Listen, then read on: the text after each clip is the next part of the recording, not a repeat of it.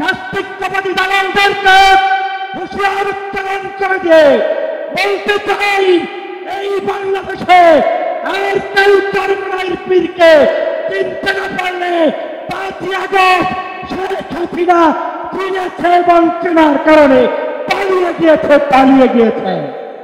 ইসলামী আন্দোলনের সারা বাংলাদেশ থেকে আগত বাদ ধরে উঠছে উজ্জীবিত আমার নেতাকর্মী ভাইরা, আসসালামু আলাইকুম ওয়া রাহমাতুল্লাহ।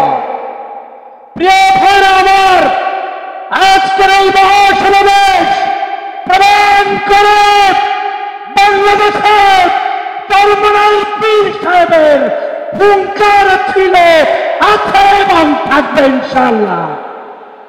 তোমরা যারা সিংহের গর্জন শুনেছ, তোমরা যারা বাঘের হুঙ্কার শুনেছ, তোমরা এখন পর্যন্ত চরমনাই পীর সাহেবের হুঙ্কার দেখতে পারো নাই। বাংলাদেশের নাস্তিকবাদী দালালদেরকে হুঁশিয়ার উচ্চারণ করে দিয়ে বলতে চাই, এই বাংলাদেশে আর কেউ চরমনাইয়ের পীরকে চিনতে না পারলে 5ই আগস্ট শেখ হাসিনা চিনেছে এবং চেনার কারণে পালিয়ে গিয়েছে। অতএব এই দেশে ইসলামের বিরুদ্ধে ষড়যন্ত্রকারীরা হুঁশিয়ার হয়ে যাও। ইসলামী আন্দোলন বাংলাদেশ থাকতে বাংলাদেশের কোন ইসলাম বিরোধী কর্মকাণ্ড চলতে দেওয়া যাবে না।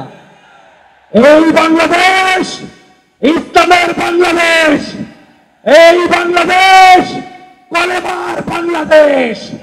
এই বাংলাদেশে আগামী দিনে যারাই ক্ষমতায় আসবে, ইসলাম বাদ দিয়ে, মুসলমানের ধর্মনীতি বাদ দিয়ে কেউ আসতে পারবে না।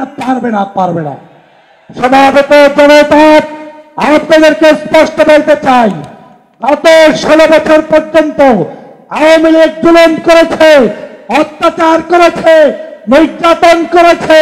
সেই নির্যাতন সহ্য করে যারা মাঝপথে রাজপথে আন্দোলন করেছে, তার মধ্যেই চরমনাই ইসলামী আন্দোলন ছিল কি ছিল না? যদি থেকে থাকে, সমাবেত জনতাকে উচ্চারণ দিয়ে বলতে হবে, আগামীর বাংলাদেশটি ইসলামের বাংলাদেশ চান? যদি চান, নারায়ে তাকবীর। আমি সর্বশেষ একটি কথা বলতে চাই, আমাদেরকে ঐক্যবদ্ধ থাকতে হবে বাংলাদেশ বিনির্মাণের জন্য।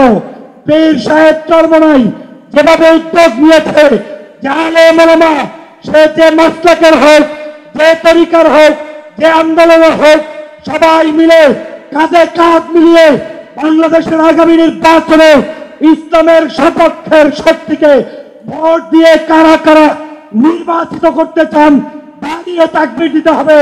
নারায়ে তাকবীর। ইসলামী আন্দোলন বাংলাদেশ, কলে মাগো মুসলমান, পীর সাহেব চরমনাই। সবাইকে ধন্যবাদ। আল্লাহ হাফেজ। আসসালামু আলাইকুম ওয়া রাহমাতুল্লাহি ওয়া বারাকাতুহু।